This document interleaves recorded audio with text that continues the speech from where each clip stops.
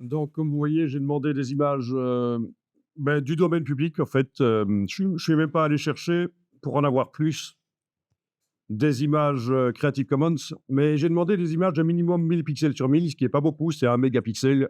Voilà, donc domaine public sur le web, un mégapixel. Donc, on va démarrer dans un nouveau document design, ce sera pas plus mal.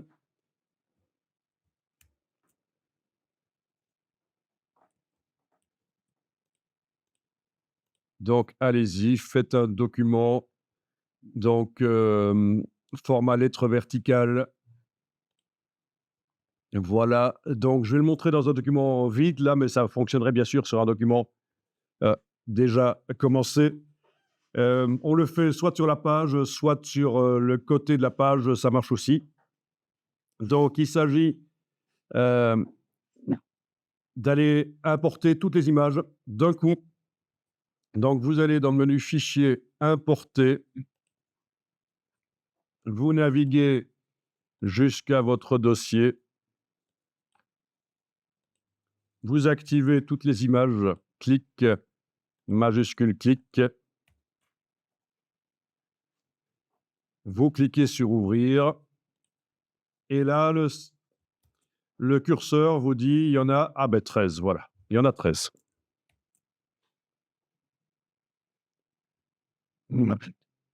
D'accord? Donc là, bien sûr, si vous cliquez comme ça, elles arrivent toutes les unes à la suite des autres.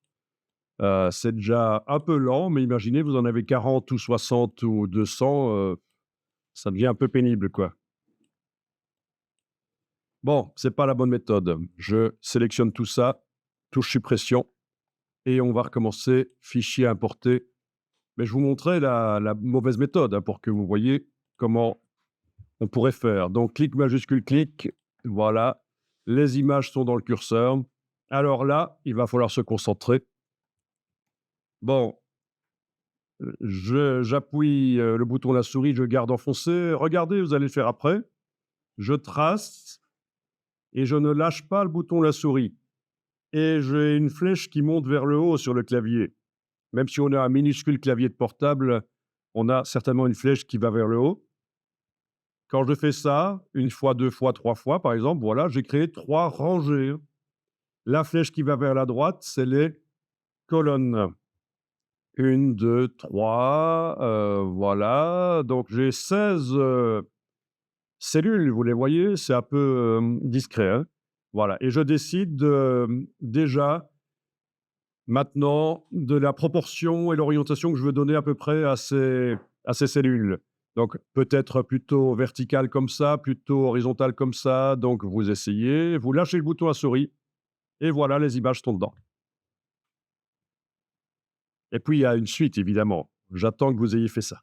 Et là, il est possible que si vous avez choisi par exemple, de faire des images plutôt verticales, des blocs plutôt verticaux, vous ayez, u encore plus de problèmes que ce que j'en ai ici, mais là, il y en a quand même des problèmes. C'est-à-dire qu'actuellement, les images, sont vues en entier et donc pour certains des blocs, elles remplissent pas le bloc. Ben, on va demander qu'elles remplissent le bloc.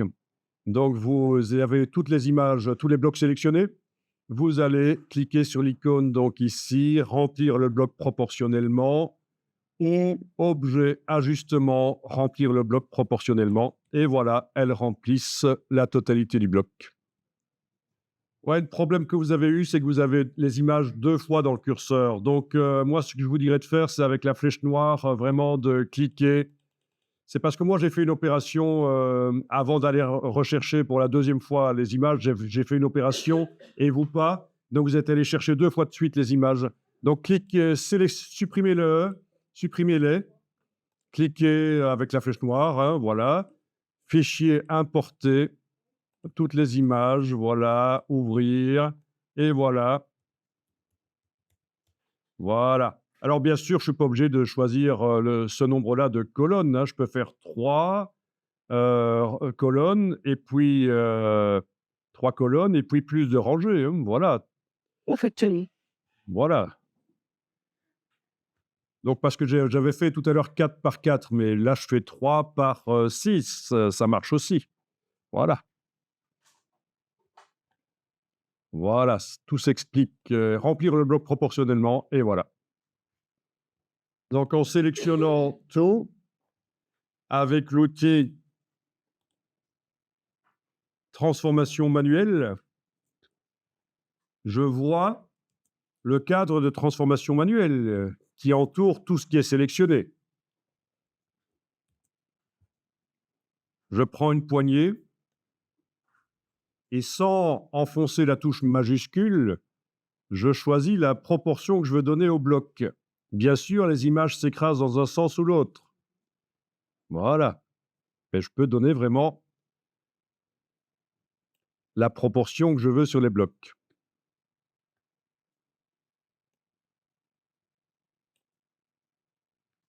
C'est clair que c'est écrasé. Mais quand on demande de remplir le bloc proportionnellement, c'est bon. Objet, ajustement, remplir le bloc proportionnellement ou l'icône ici dans la barre contrôle. Et là, je vais cliquer à côté. Je vous montre quelque chose, vous n'êtes pas obligé de le faire. Rien n'est sélectionné chez moi. Je vais importer à nouveau les images et je vais tester ça sur le côté ici. Voilà. Alors, le problème, c'est qu'avec le fond gris, parfois, on voit très mal les petites séparations qui indiquent le nombre de colonnes et de rangées. Donc, ça peut être vraiment ennuyeux. Donc, ce qui peut aider, et là, je vais supprimer tout ça, c'est d'aller dans les préférences repères et table de montage. Non, excusez-moi, préférences interface et d'aller décocher l'option faire correspondre la table de montage au thème couleur. Comme ça, quel que soit le thème couleur que vous allez choisir, la table de montage, donc l'espace autour des pages, ne changera plus, il va rester chaque fois blanc. Je le décoche maintenant. Il est blanc, quelle que soit l'interface que je mets, il est blanc. Et ça peut aider à mieux voir ce qu'on fait. Vous avez le même blanc que sur la page. Oui. Alors, techniquement, il est possible, pendant l'importation, de modifier la valeur des bordures, donc les espaces entre les cases. Mais ça demande pas mal de dextérité. Moi-même, là, je ne me souviens plus comment on fait.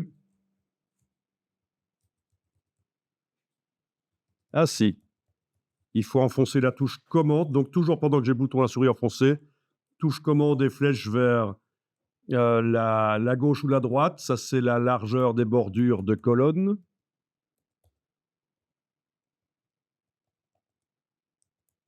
Vous voyez, là je vais le réduire à 0. N'essayez même pas. Et touche commande, flèche vers le bas, c'est l'espacement entre les rangées. Voilà. Et finalement, quand je lâche le bouton à souris, j'ai, quand je remplis, des images qui collent, il n'y a pas de bordure. Pourquoi pas? Ce genre de grille d'images peut être intéressante quand vous êtes un peu à court d'imagination pour faire des mises en page. Ça peut être intéressant de faire des grilles d'images.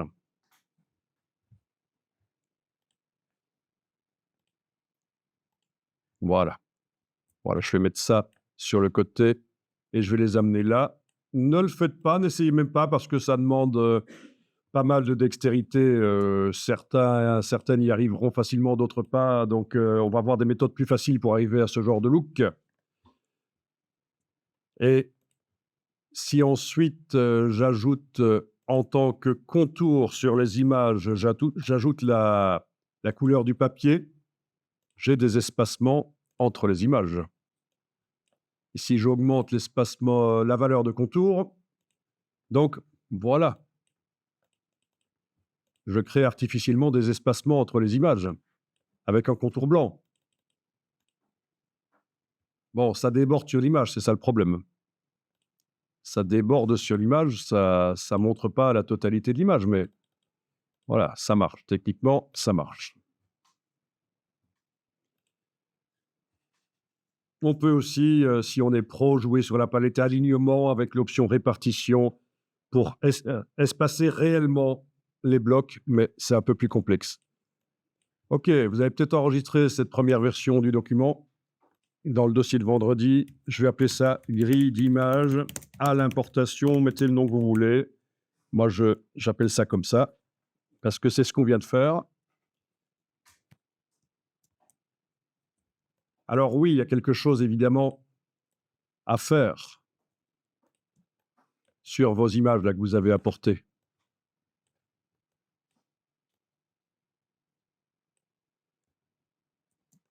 C'est repositionner.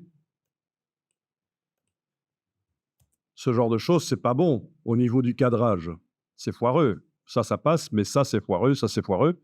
Donc, quand on double-clique sur un des blocs, on descend au niveau du contenu. On voit les limites de l'image. Et avec la flèche noire, si je bouge, ben, je bouge l'image, mais si je veux la bouger parfaitement en verticale, c'est avec la touche majuscule. Et voilà, je dois faire du repositionnement. Ça, InDesign ne sait pas le faire pour vous. Peut-être qu'avec l'intelligence artificielle, il pourra recadrer tout seul les images correctement, mais là, c'est pas évident. Évidemment, là, j'ai fait des blocs très horizontaux, ça n'est pas adapté à toutes les images nécessairement. Même avec un effort de repositionnement, il y a certaines images, ce sera peut-être foireux. Mais enfin, c'est le principe, c'est comme ça.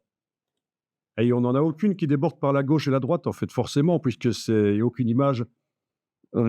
C'est des blocs très horizontaux. Alors, sur ceux que j'avais fait à côté, oui, quand je double-clique, il y a parfois des images qui débordent par la gauche et la droite, hein. Et donc là, je repositionne avec la touche majuscule et voilà. Si c'est ça qu'il me faut comme euh, cadrage. Le cadrage, ça compte énormément. Et puis, il faut le sentir.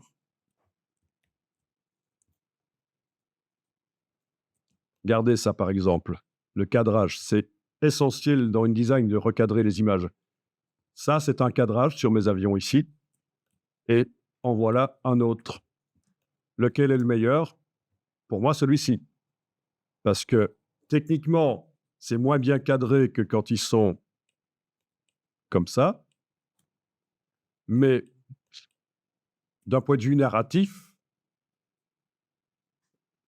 ça donne plus l'impression qu'ils avancent vers le vide, vers l'avant, quand ils sont comme ça. Tout ça est subtil, mais après, il faut le sentir, quoi. Alors, bien entendu, on peut aussi recadrer,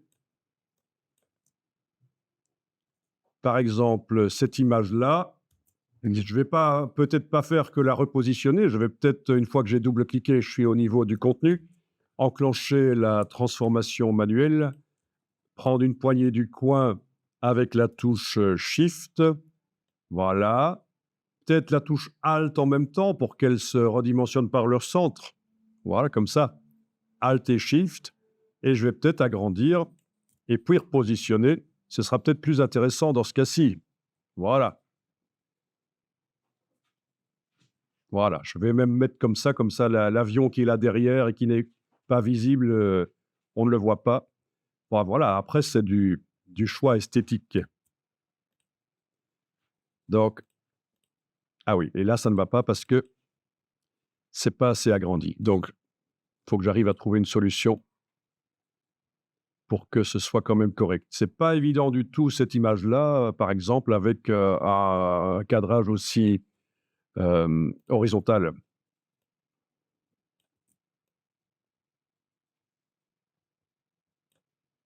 OK.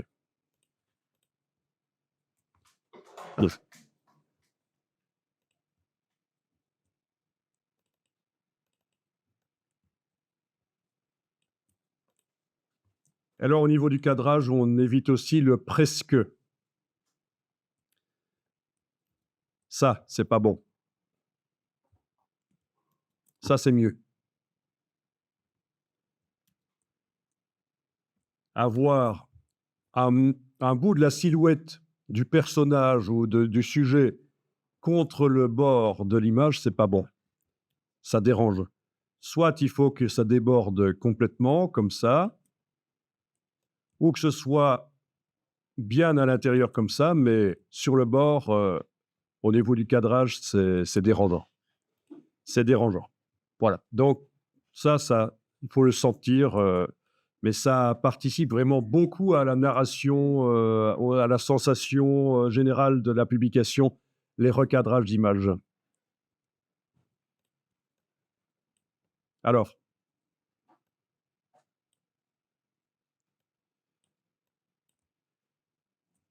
j'espère vous avoir fait comprendre ce qu'est un recadrage, mais à mon avis, il n'y a aucun problème avec vous. Avec des jeunes, on a parfois plus de problèmes avec des ados qui n'ont plus trop, qui n'ont pas développé, on va dire, toujours le sens de l'image.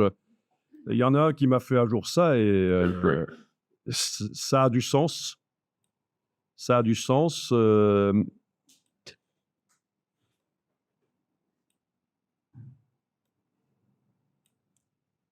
Voilà. Je comprends pas, monsieur, pourquoi vous dites que mon image n'est pas bien cadrée. Pourtant, j'ai fait coller vraiment les bords comme ça. Voilà, oui. Ok, d'accord. Il y avait peut-être 3 millimètres. Voilà, mais là, elle est quand même super bien cadrée, mon image, monsieur. Vous voyez? Donc, oui, c'est cadré. On ne peut pas nier, c'est cadré, mais c'est pas bon. Bon, ben, vous avez vu, vous pouvez fermer le document. On va en créer un autre.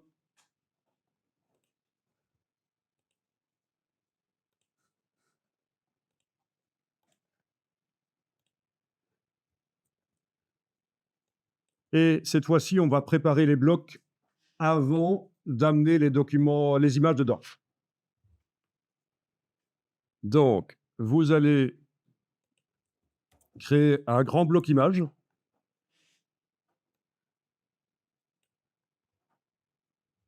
Et on va utiliser un script pour le diviser en plusieurs petits blocs. Et alors, les scripts, ils sont super intéressants. Il y en a qui sont livrés avec InDesign, il y en a d'autres qui se trouvent sur le web. C'est vraiment, il faut s'y intéresser. Ça fait partie des choses qui vous aideront quand vous avez des choses répétitives à faire et que vous en avez marre. Vous allez chercher sur Google comment on fait et parfois la solution, ce sera un script. Donc ici,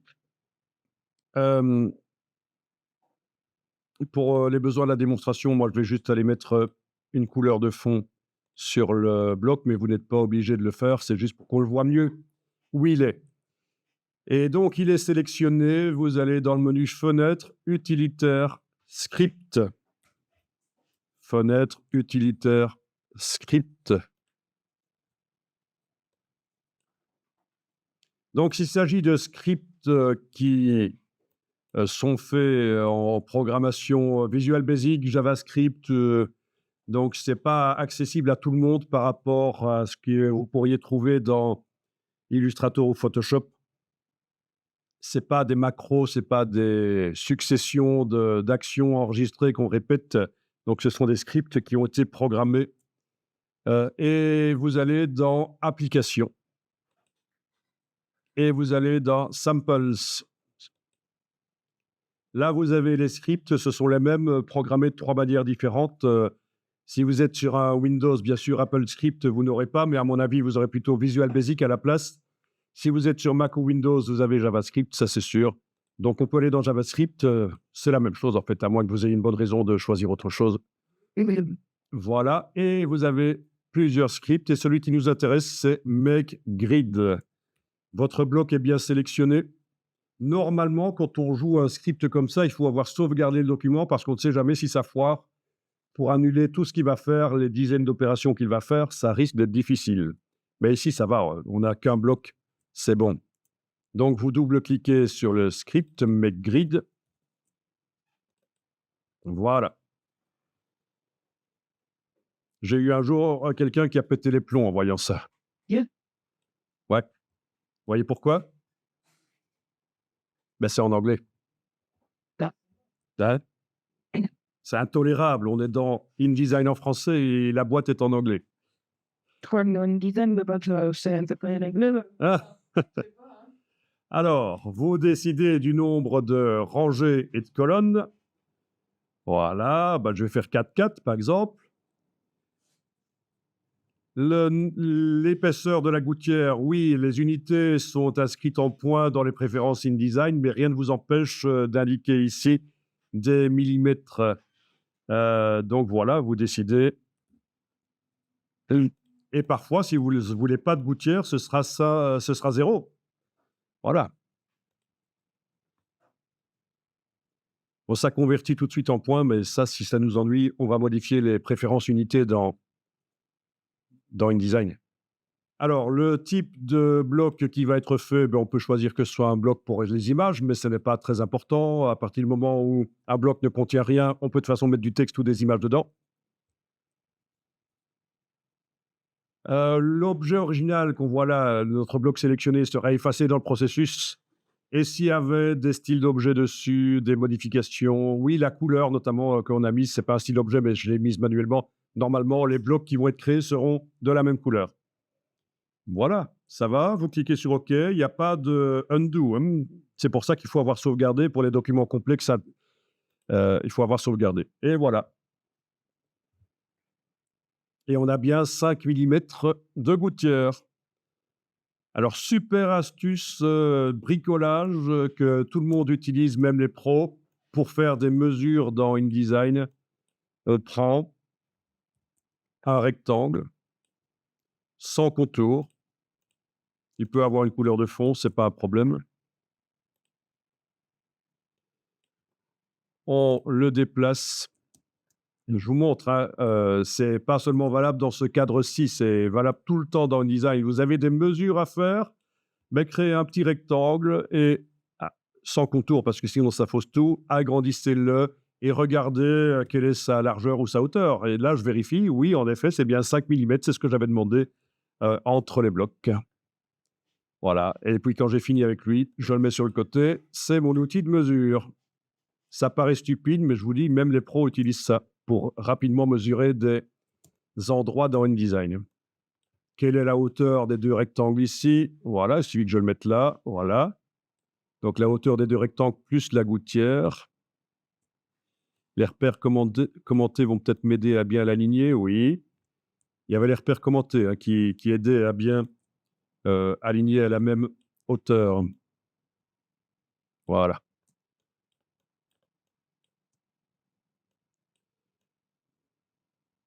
Voilà. Donc voilà, 106,5, c'est la hauteur de ces 2 blocs ensemble. Oui, il suffit que je les active dans ce cas-ci, c'est facile. Et ça montre aussi la hauteur du groupe. Et ça permet de faire des mesures en diagonale aussi s'il faut, et cetera. Bon, bah, c'est toujours utilisé, quoi. Pratique. Notamment quand on doit placer dans un gabarit double page, placer des numéros de manière symétrique. On utilise ça. Vous le verrez dans la vidéo que je vous ai refilée. Bon, ben voilà, les blocs sont prêts à accueillir les images. Donc ici, je vais appeler sauvegarder le document. Grid image par MakeGrid. Le script MakeGrid, c'est ce que je viens de faire. Je vais quand même rapidement passer en revue les scripts qui sont fournis d'origine dans InDesign. Ceux qui me paraissent intéressants, il y en a certainement d'autres, hein, mais moi, ceux que j'utilise en fait. Donc, vous avez un qui est extrêmement intéressant, Place Multipage PDF. Donc là, on peut le jouer même sans avoir de document ouvert. Il va vous demander de quel PDF vous voulez ouvrir. Vous lui indiquez le PDF et il va tout seul créer un document avec le nombre de pages le même que dans le PDF et chaque page du PDF sera sur chaque page du document. Voilà. Si vous ne connaissez pas ça, vous le faites manuellement, ça vous prend des heures. Si vous connaissez ça, en 3 minutes, c'est fait. Très intéressant pour importer un PDF. À quoi ça sert? Ça arrive sur un calque, on verrouille le calque, on crée un calque vide par-dessus et on peut remplir des parties du PDF avec des annotations. Si vous avez donc, voilà, un document Word, on vous demande de le remplir et de fournir une version PDF du Word. Dans Word, vous ouvrez le Word, vous l'enregistrez en PDF, vous l'amenez dans InDesign, vous verrouillez le calque, sur le calque du dessus, avec les outils de InDesign que vous connaissez peut-être mieux que ceux de Word, vous faites tout ce que vous voulez, vous exportez le PDF, les gens n'y voient que du feu. Pour eux, vous avez modifié le Word, alors qu'en fait, vous avez utilisé InDesign. C'est un des exemples. Parfois aussi, on doit redémarrer de documents qui ont été faits par d'autres personnes et on n'a que la version PDF et on l'importe en tant qu'image. Enfin voilà, super important de savoir que ça existe. Ici, c'est pour classer les paragraphes par ordre alphabétique. Pourquoi pas, ça peut servir. Est-ce que je ferais mal de comme qu'il faut ça? Non, sur le même travail, on peut jouer plusieurs scripts. Ça ne fait que piloter InDesign, en fait. Ça automatise InDesign. Oui, il faut les jouer un à la fois. Ils sont complètement indépendants, en fait, hein. Alors, vous en avez un qui s'appelle Image Catalog, qui peut vous faire des espèces de portfolios sur base d'un dossier qui contient des images. Ça peut être intéressant, genre portfolio de photographe. OK, là, vous avez le dossier pour les rechercher remplacés à la volée. Oui, on en avait parlé. Moi, je ne le fais pas, mais je les fais les uns à la suite des autres, les rechercher remplacés pour nettoyer le texte. Find change, c'est ça, en fait. Qu'est-ce qu'on a là-dedans, en fait? Ah oui, voilà. Ah oui, c'est la liste des find change. Et vous vous souvenez qu'on avait été voir un site web qui vous proposait une liste améliorée. Donc, et ils expliquent certainement sur le site web comment installer là. Et voilà le script en question, find change by list. Donc, pour le rechercher remplacer de plusieurs choses, nettoyage rapide d'un document intéressant, mais à titre personnel, j'ai rarement besoin de nettoyer le texte. Donc, quoi d'autre? Oui, il y a des crop marks pour faire des traits de coupe, certainement intéressant pour les cartes de visite. Break frame, quand vous avez des blocs chaînés, ça va vous enlever le chaînage, mais chaque texte va quand même rester dans le bloc où il apparaissait. Ça va être des blocs indépendants. Quel intérêt? Il faut savoir que ça existe et c'est là. Add QR code, je vois pas trop pourquoi il est là. Si, c'est certainement pour en faire plusieurs d'un coup, parce que normalement, pour faire un QR code, on va dans le menu Objet, on sélectionne... oui, on va dans le menu Objet, on sélectionne un bloc vide. On va dans le menu Objet, générer un QR code, on indique ce qu'on veut générer. Généralement, ça va être un hyperlien web. On le tape là, et voilà. Bah, je vais le faire. Vous pouvez essayer sur un des blocs si vous voulez. Le QR code, ceux qui ne connaissent pas, c'est intéressant de voir qu'il y a un générateur de QR code dans InDesign. Et donc là, visiblement, le script, je n'ai jamais utilisé, mais c'est certainement pour en faire plusieurs d'un coup. Donc, j'ai sélectionné un bloc, menu objet, générer un QR code. À la place de texte brut, je choisis hyperlien. Et là, vous tapez un hyperlien ou vous le collez.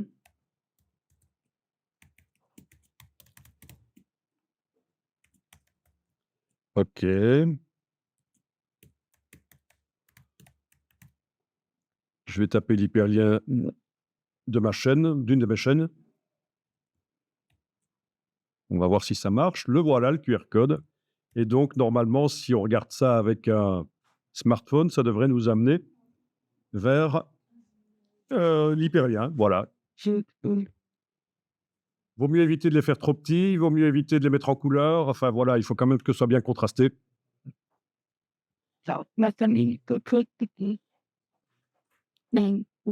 Qu'est-ce qu'il y a d'autre comme script intéressant? Ils sont certainement tous intéressants quand on en a l'usage, évidemment, hein.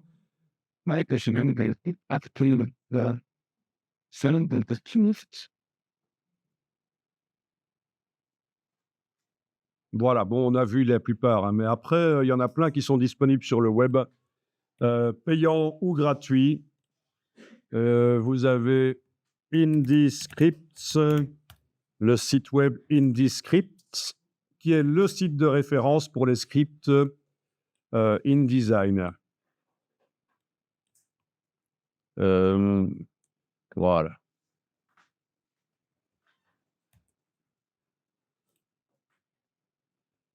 Voilà.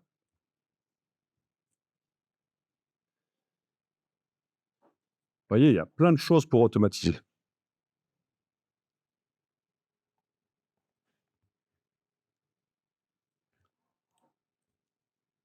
Automatise InDesign depuis 2009. Voilà. Et leur top script pour faire des index. Voilà. Ah tiens, il transformerait des fontes en OpenType, celui-là. Nuage de mots. Oui, il n'y a pas de nuage de mots dans InDesign d'origine, mais avec le Wordalizer ici, il permet de le faire. Voilà, donc intéressant ça. Ouais, nuage de mots. Un nuage de mots, c'est ce genre de choses, voilà. Oh, ok. On l'utilise notamment pour des recherches scientifiques. Ça permet de visualiser le nombre de mots qui sont présents dans un texte en une seule image, parce que plus le mot est présent, plus il va être gros dans le nuage de mots. Et ça permet de faire des logos aussi, pourquoi pas, hein. Enfin, ça a plein d'usages. Ça a été très à la mode il y a une dizaine d'années, en fait, hein, pour faire des choses sympas aussi, graphiques. Voilà, vous trouvez plein de tutos sur le web pour faire des nuages de mots dans Illustrator ou Photoshop. Tu connaissais pas nuage de mots? Si, tu voyais pas. Mais ça veut pas que c'est top que ça.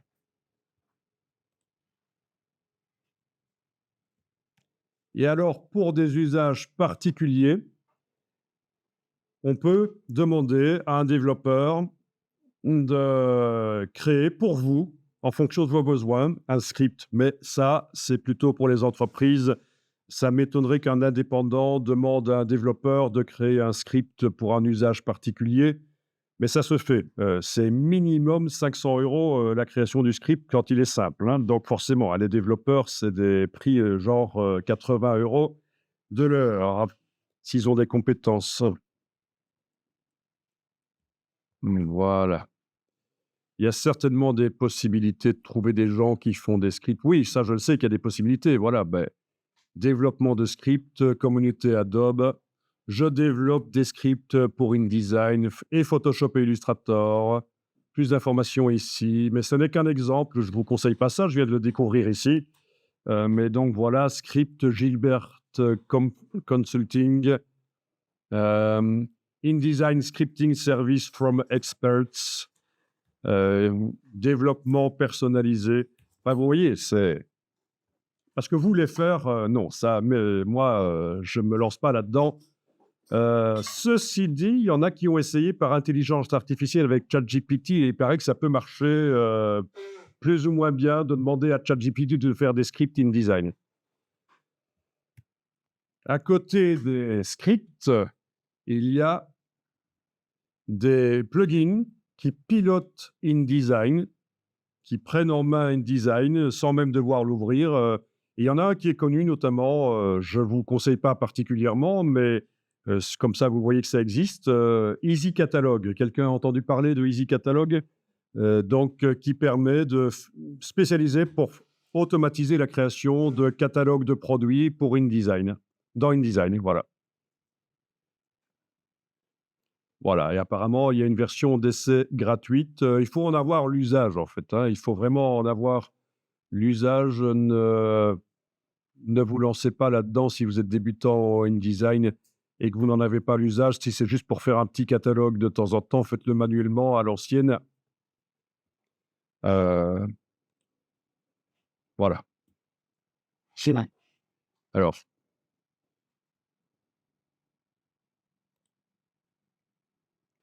voilà, fini le copier-coller de données dans InDesign. Lien entre vos sources de données et InDesign. Des centaines de pages créées en quelques clics, actualisation de toutes vos données automatiquement, division par 2 du temps de conception de vos publications. Nous vous accompagnons. adaptés pour créer des catalogues, fiches techniques, étiquettes, fiches produits, annuaires et bien d'autres documents automatisables. Voilà, c'est l'idée. Donc, c'est pas un script, c'est une espèce de super script à une grosse machinerie, en fait, là. Hein. OK. Bon, on va amener des images dans les blocs. Donc, je vais aller chercher 3 images, fichier importé, les 3 premières, voilà, clic majuscule, clic. Évidemment, vous voyez comment ça fonctionne. Je peux positionner, aller mettre les images dans les blocs. Bon, si celle-là ne me plaît pas, je ne sais pas encore où je vais la mettre. Pendant que j'ai le curseur qui est chargé, là, flèche droite et gauche sur le clavier, va passer en revue les images. Voilà. OK, je vais commencer par celle-là, je la mets là. Puis, non pas celle-là, celle-là, voilà, je la mets là. Puis celle-là. Puis c'est là qu'on se dit: «Mais qu'est-ce qui se passe? Mon image est toute bleue». Ben évidemment, elles sont pas redimensionnées. Donc, je dois les sélectionner et demander de remplir le bloc proportionnellement. Bien sûr, si vous demandez autre chose de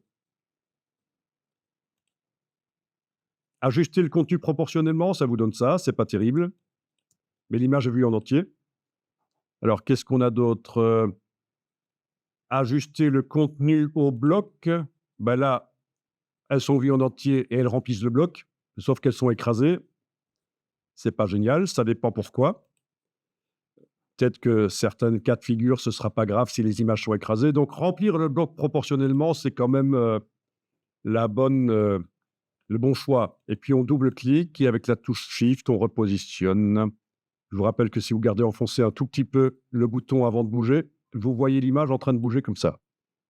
OK, donc je double-clique. Voilà.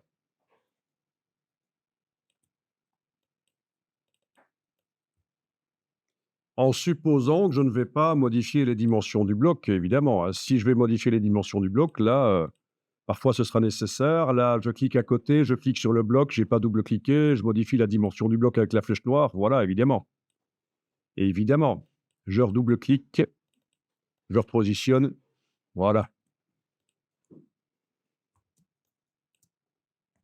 Ici, on va faire en sorte que les 4 blocs, vous avez 4 blocs sur la rangée suivante. Si vous en avez que 3, c'est bon aussi. Vous les sélectionnez tous, c'est-à-dire qu'avec la flèche noire, vous commencez à l'extérieur, vous enfoncez et voilà. Il ne faut pas nécessairement faire comme je vois souvent, les englober, hein. Non, il suffit qu'une partie du bloc soit dans le rectangle de sélection et c'est bon, il se sélectionne. Voilà. Et là, on va pré-régler les blocs pour qu'ils redimensionnent tout seuls les images quand on les amène dedans.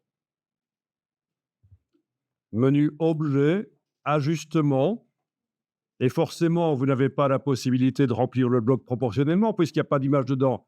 Par contre, vous avez ici Options d'ajustement de bloc. Ah oui, ici, ils ont mis effacer les options d'ajustement parce que parfois, ça foire, en fait. Parfois, ça ne fait pas ce qu'on veut et alors on remet tout à zéro avec ça. Donc, c'est Options d'ajustement de bloc. Bien, vous allez demander, C'est what the YouTube. ça vous cochez pas encore, on verra après. Et ici, dans Ajustement, on va demander de remplir le bloc proportionnellement. Ici, vous avez la possibilité d'indiquer comment l'image va être recadrée. Parce que forcément, l'image ne va peut-être pas avoir les mêmes proportions que le bloc. Donc forcément, elle va déborder par la gauche, la droite, ou le haut et le bas. Si on est avec le centre ici, elle débordera par la gauche et la droite, ou par le haut et le bas. Dans quel cas est-ce que je pourrais être amené à faire ceci pour que systématiquement l'image déborde par la gauche ou par le haut? Jamais déborder par le bas ou par la droite. Si j'ai des images avec un photographe qui a mis sa signature en bas à droite, par exemple, je ne veux pas qu'elle soit coupée. Donc là, je vais demander qu'elle soit systématiquement visible. Mais en général, on fait comme ça. Mais comme ça, vous voyez à quoi ça peut servir. OK, ça, on va laisser comme ça parce que ça va être automatique. À moins qu'on ait vraiment quelque chose à enlever sur la photo, sur les photos qu'on va amener, mais non. Et normalement, en cliquant sur OK, les blocs sont pré-réglés. On pourrait même en faire un style d'objet pour appliquer ça sur d'autres blocs. Mais normalement, si maintenant je vais dans Fichier, Importer et je vais chercher 4 images là, voilà. Clic, clic, clic, clic et voilà. Serre-dimensionné tout seul. Pratique.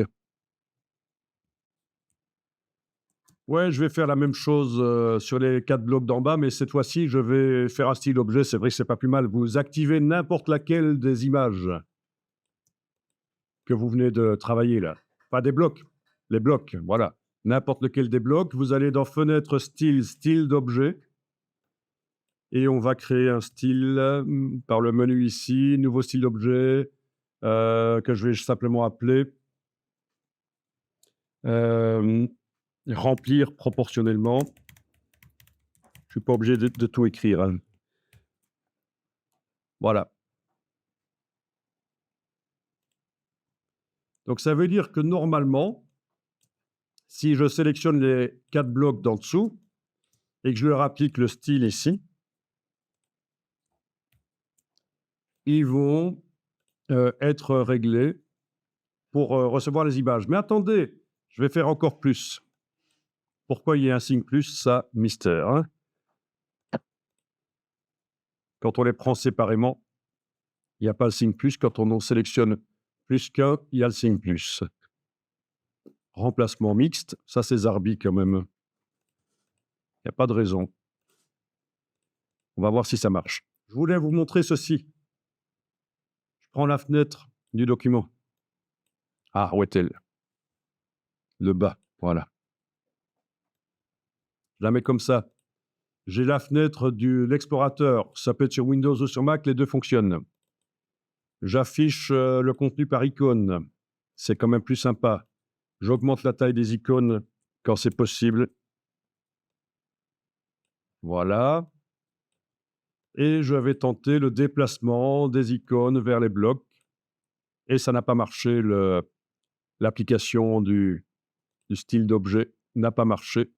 Mais techniquement, vous voyez que ça fonctionne, en tout cas le déplacement. Et pourquoi le style d'objet n'a pas marché là? Mystère. Et je vais aller voir dans le style d'objet. En tout cas, ce qui est intéressant, c'est de voir que vous pouvez faire du glisser-déposer de l'explorateur de l'ordinateur vers InDesign, ça fonctionne. Alors, je vais aller cliquer à côté de tout et moi, je vais aller voir dans mon ici, comment il s'est mis. Option de taille et de position réglée. Ah ben, il n'a pas pris en fait. C'est dingue. Donc, option de taille et de position, position. Ah, mais c'est pas là en fait. Dimensionnement auto du bloc, non. Où est-ce qu'elle est? Option d'ajustement de bloc. Voilà, c'est ça en fait. S'il l'a pris, il est bien là, dans option d'ajustement de bloc, sauf que c'était comme ça. Petit bug. Je pense que c'est un petit bug. C'est pas la première fois que je vois ça. Donc là, j'ai été coché et normalement, si j'applique, le style sur, et je vais forcer l'application avec alt-clic et comme ils le disent quand il y a un signe plus, non, ils le disent normalement, alt-clic, ça force l'application. Bon, on va voir si ça fonctionne. OK. Alors qu'est-ce que ça dit si on amène les images? Appenzen. Ça fonctionne chez vous? Oui. Évidemment, chez moi, ça va pas marcher. Ah ah. Ah si, ça marche. OK, ben voilà, donc oui, oui, écoutez, j'avais oublié, mais c'est vicieux, c'est comme ça, pour une raison que j'ignore. Il y a certainement une astuce, logique derrière ça, mais ça m'échappe. Quand vous avez fait un style d'objet, au départ donc d'un bloc qui était en remplir proportionnellement, il faut aller modifier le style ici et vraiment mettre le petit V pour que ce soit pris en compte. Voilà, ça marche. Dans ceux d'en dessous, je vais les pré-régler. Objet, ajustement, option d'ajustement de bloc, pour que ça remplisse proportionnellement et qu'il soit en plus en ajustement automatique. On va voir ce que ça fait. Donc, c'est les 4 derniers. Même chose qu'avant, sauf que je coche ceci en plus. Et en principe, quand on redimensionne le bloc, ça devrait redimensionner l'image. On va voir. OK. Donc, ça, c'est les différentes choses. Hein. Voyons.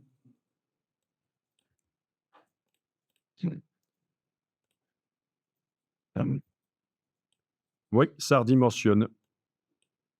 Voilà. Quand on agrandit le bloc, alors que ceux d'avant, quand on les agrandit, quoique, si, non, ça va les agrandir aussi. Je dis une bêtise. Oui, ça les agrandit aussi. Donc, attendez un peu. Quelle est la différence? C'est avec la flèche noire, peut-être. Oui, c'est quand on utilise la flèche noire, ça agrandit. L'outil de transformation, qu'on ait fait ça ou pas, ça les agrandit de toute façon, les images. Mais la flèche noire, voilà, celle-là, si j'essaye de l'agrandir avec la flèche noire, l'image ne s'ajuste pas. Celle-là, avec la flèche noire, l'image s'ajuste. Voilà. Donc, c'est ça la différence. OK? Et avec l'outil de transformation manuelle, ça passe outre, quoi qu'on fasse, ça redimensionne l'image. Mais avec la flèche noire, non. Waouh! Sauf celle d'en bas, parce que j'ai enclenché l'ajustement. Bon, voilà, à vous de voir si c'est utile. Moi, je l'utilise jamais, en fait, hein. L'ajustement automatique, j'utilise jamais, mais à vous de voir. Vous avez eu quand même, une petite information assez complète sur l'automatisation de l'importation d'images. Tout en sachant que le script Image Catalog peut vous aider aussi, mais là, on l'a fait, avec 2 méthodes, hein. Les flèches au clavier pendant qu'on importait, ou alors diviser les blocs avec le Make Grid. Voilà. Et alors, bien entendu, après, rien ne vous empêche de faire ceci. Gardez ceci, je vais aller dans les préférences, table de montage. Donc, c'est repères et table de montage. Vous le ferez après si vous voulez. Là, je vais juste agrandir la table de montage. Donc, à la place de 215 de chaque côté de la page, je vais par exemple tenter de mettre 400. Ici, en marge verticale, je vais tenter de mettre 200. Voilà, OK. Donc voilà, j'ai un espace immense autour de ma page. Si je prends les images et que je les mets là et que je les agrandis avec l'outil de transformation manuelle, bien évidemment, quand je vais les ramener sur la page, elles auront cette taille-là. Ça peut être pratique. Ça peut être très pratique. Avec la flèche noire, quand j'en ramène une, voilà. Donc vous n'êtes pas limité à la taille que vous aviez demandé au départ de votre objet de départ, évidemment. Là, je vais tenter de voir jusqu'où je peux aller avec la table de montage parce que, hem, je vais demander 1 mètre sur 1 mètre et il va certainement me mettre un message. Ah non, même pas. J'ai une table d'1 mètre sur 1 mètre. Dingue! Moi, je dis: «C'est dingue». Donc je peux mettre ça là, l'agrandir et j'ai des images qui seront, quasiment à la taille de la page, et sur chaque page du document, j'ai des images qui seront à la même taille. C'est ça qui peut être intéressant au niveau mise en page. Et voilà, amusant. Je peux même dupliquer tout ça là, faire une version plus petite et mixer sur la même page des images petites et des images grandes. C'est moi qui choisis. Après, ça devient des méthodes de travail personnelles. À vous de voir.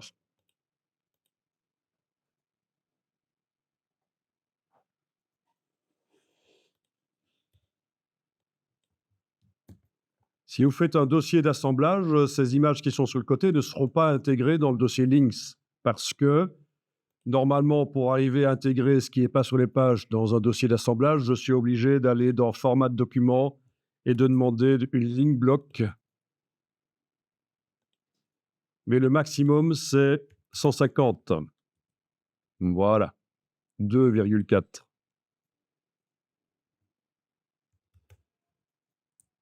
Donc, mes images ne touchant pas du tout ou ne dépassant pas au-delà de la zone de ligne bloc, elles ne seront pas intégrées à l'archivage dossier d'assemblage.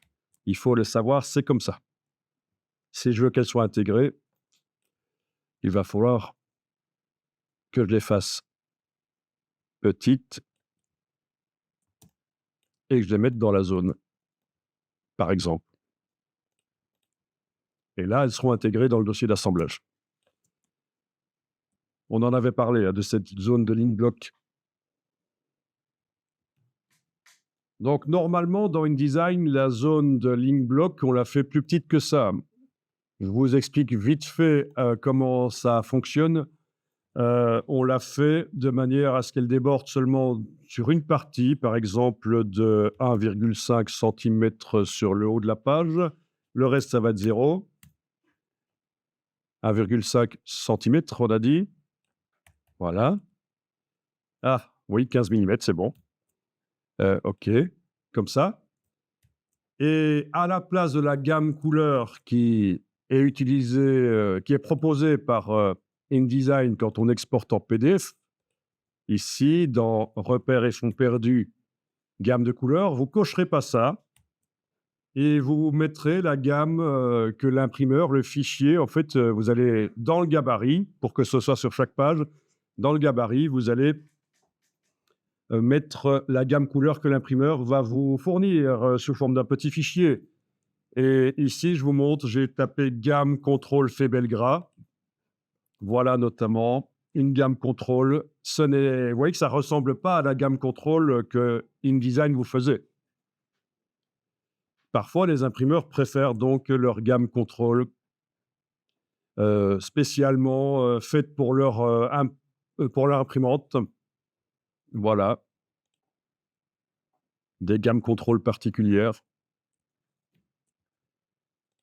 En Belgique, on aime bien la gamme Brunner, mais il y a d'autres gammes. Alors, comment ça s'écrit? Il faut demander à l'imprimeur. De toute façon, ça n'est pas important que vous le sachiez. Ce qui est important, c'est surtout d'aller rencontrer l'imprimeur au début, avant même de concevoir votre document.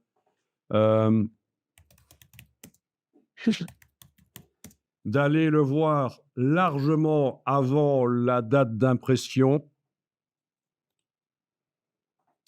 pour lui montrer le document, discuter avec lui, pas la veille.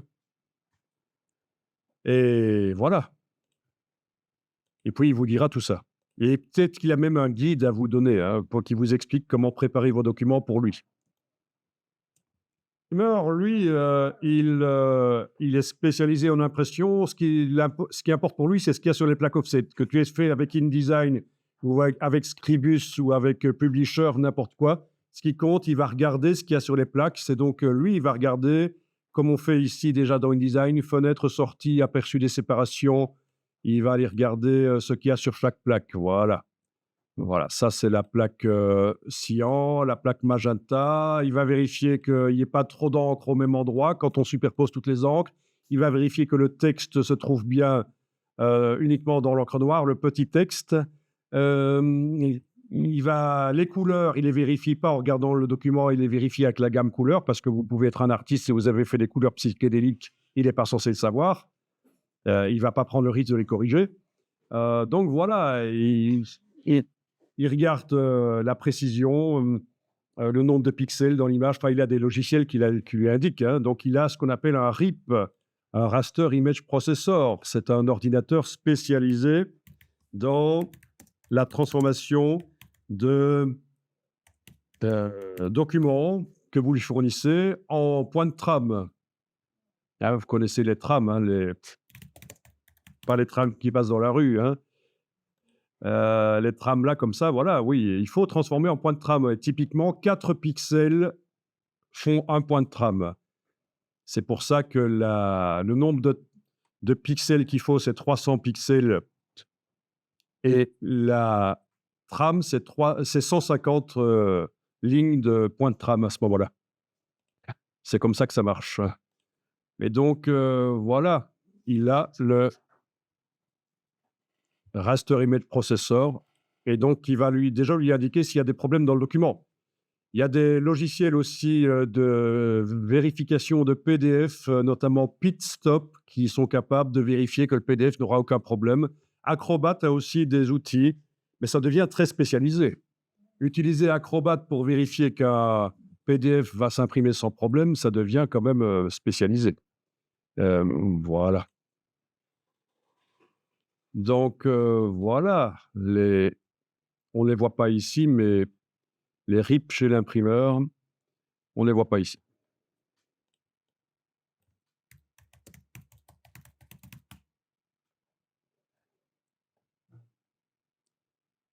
Voilà, ah bon, oui, voilà, OK.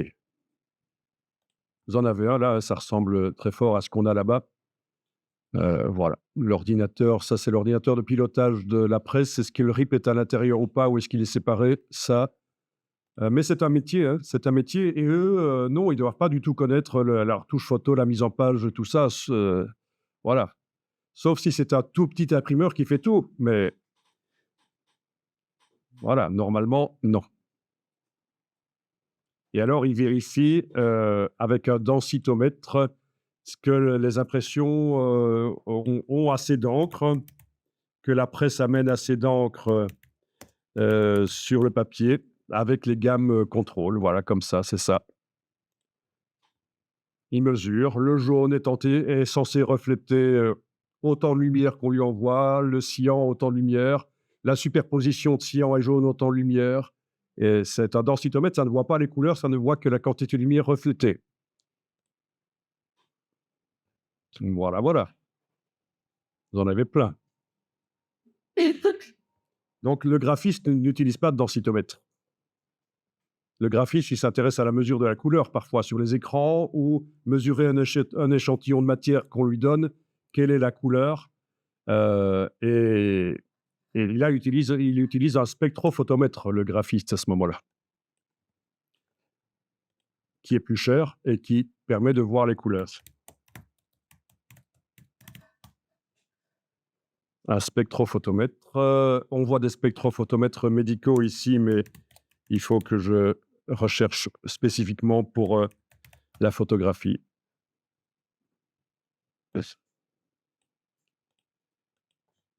Donc, voyons un peu, je n'ai que des spectrophotomètres médicaux, ça m'ennuie. Il est dans sa face. Complexely. Oui, ça n'est pas du tout pour les graphistes. Oui. Eh bien, j'ai oublié ce qu'il faut taper pour en trouver un. En voilà un, par exemple. Oui. Spectrophotomètre portable, vous avez la gamme Pantone en dessous. Voilà, ça ressemble à l'espèce de chose qu'on tient en main, à des espèces de pistolets. Je vais taper le nom de la marque, une marque connue, comme ça je vais tomber sur voilà, spectrophotomètre X-Rite, qui font aussi densitomètre, hein. Qui peut le plus, peut le moins.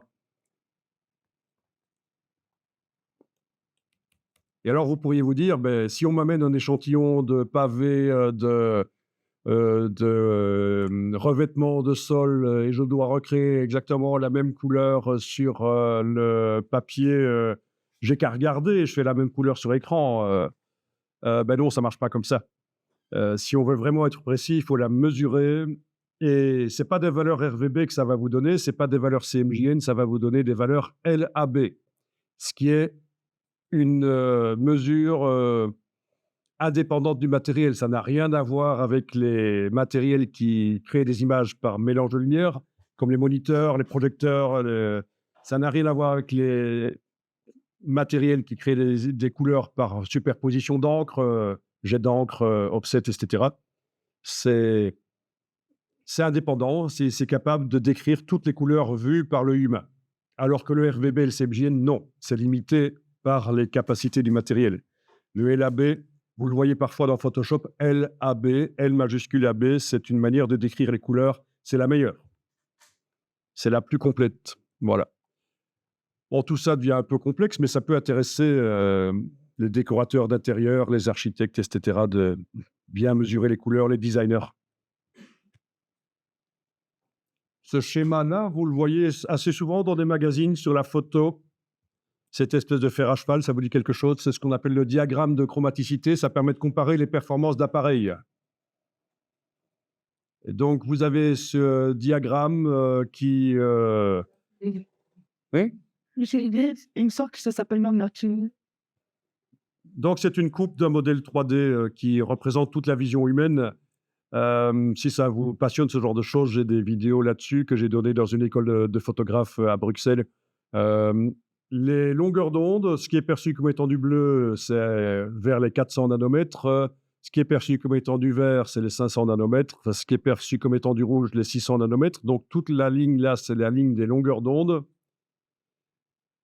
Au centre, quand l'œil reçoit toutes ces ondes en même temps, courtes, longues, moyennes, c'est perçu comme étant du blanc. Il n'y a pas vraiment de couleur qui se dégage. C'est gris, plus ou moins lumineux.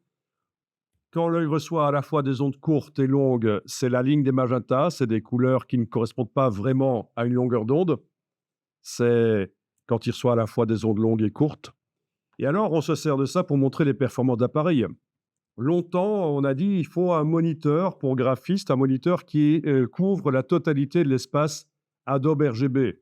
Maintenant, c'est même dépassé l'Adobe RGB. On est plutôt vers le P3 et d'autres références pour les espaces couleurs des moniteurs professionnels. Mais vous voyez, par rapport au moniteur bas de gamme, ici indiqué en noir, bas de gamme de bureautique, il n'est pas capable d'afficher des couleurs vertes, par exemple, aussi saturées et lumineuses que le moniteur Adobe RGB. Voilà pourquoi il vaut mieux travailler sur un moniteur bon. Et alors, ce qui est intéressant à voir, c'est ce que la presse peut faire, elle. C'est tout ce qui est mis en rose ici. Donc, vous voyez, toutes les couleurs vives ne vont pas être imprimables. Surtout les bleus et les cyan ne vont pas être imprimables sur une presse. Voilà. Et si c'était un journal quotidien, ce serait encore plus court, hein, ce serait encore plus restreint, le nombre de couleurs que ça peut imprimer. Vous voyez sur les papiers bas de gamme des quotidiens, les photos, ça s'est amélioré beaucoup ces derniers temps, mais c'est quand même pas très saturé et lumineux. Forcément, c'est le papier qui influence. Et là, vous avez le Profoto de Kodak qui est particulier avec des couleurs virtuelles. Mais ça, c'est une autre histoire. C'est pour ça que ça déborde au-delà des couleurs, puisque tout ceci montre les couleurs vues par l'œil humain. C'est un schéma qui est censé montrer toutes les couleurs vues par l'œil humain et on a un appareil Profoto qui, bizarrement, est capable de plus, mais en fait, non. C'est juste une astuce mathématique. Voilà, en gros, ça, c'est intéressant. Comparer les performances d'appareils, de moniteurs notamment, grâce à ça. Et ce que je voulais surtout vous montrer ici, c'est le fait que sur la presse, le nombre de couleurs imprimables, c'est pas terrible, quoi. Donc, si vous faites des images qui sont destinées à plusieurs sorties, TV, smartphone, impression, impression jet d'encre, impression chez l'imprimeur, etc., faites l'image, moi c'est mon conseil, pour le matériel le plus performant que vous avez à votre disposition. Et puis après, les déclinaisons des images pour le matériel moins performant, vous transformez.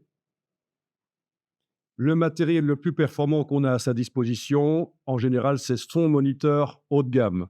Donc, en général, on fait les images pour son moniteur, que pas grand monde n'a, parce que c'est des moniteurs de graphistes chers. Et puis après, on fait des transformations vers les différentes sorties, presse, écran, TV, etc. C'est ça l'idée. Si vous oubliez dans édition couleur de régler les couleurs correctement, notamment ici, si vous restez en sRGB, au lieu de passer vers la gamme couleur de votre moniteur, eh bien, votre moniteur haut de gamme ne peut afficher que des couleurs, dans ce cas-là, si vous êtes en sRGB, que des couleurs de moniteur bas de gamme de bureautique. Ben oui, parce que tous les documents que vous faites dans Adobe, les couleurs vont être bridées. Un peu comme quand on travaille des images CMJN dans Photoshop ou ailleurs, c'est une simulation de ce que ça va donner l'impression, alors que l'écran est capable d'afficher plus. Mais donc faites gaffe à ça, mais normalement dans les entreprises, il y a une personne qui règle ça, une personne externe qui peut intervenir pour régler ça. En tant qu'infographiste, de graphiste, vous n'avez pas nécessairement besoin de tout comprendre.